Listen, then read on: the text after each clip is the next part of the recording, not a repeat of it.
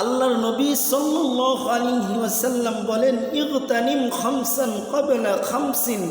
আল্লাহর নবী বলেন যে 5টা জিনিস আসার পূর্বেই তুমি 5টা জিনিসের মূল্যায়ন করো। আল্লাহর নবী বলেন, শাবাবাকা ক্বাবলা হারমিকা, তুমি এখন যৌবনকাল আছে, বুড়ো হওয়া বৃদ্ধ হওয়ার পূর্বেই তুমি এই যৌবনকালটা মূল্যায়ন করো। ওয়াসিহাতিকা ক্বাবলা সাকমিকা, তুমি অসুস্থ হয়ে যাওয়ার পূর্বেই তুমি যখন সুস্থ আছো, এই সুস্থ সময়টা তুমি মূল্যায়ন করো। ওয়াফারাগাকা ক্বাবলা শুগলিকা, আল্লাহর নবী বলেন 3 নম্বরে তুমি যে কোনো কাজে ব্যস্ত হওয়ার পূর্বেই তুমি অবসর সময়টাকে তুমি মূল্যায়ন করো।